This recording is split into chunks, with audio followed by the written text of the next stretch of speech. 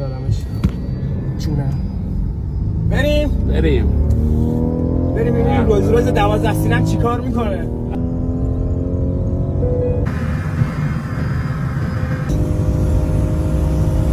ماشاءالله بهتر. 180.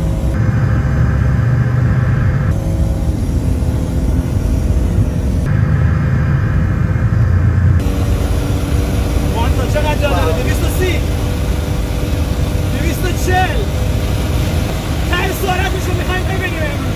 250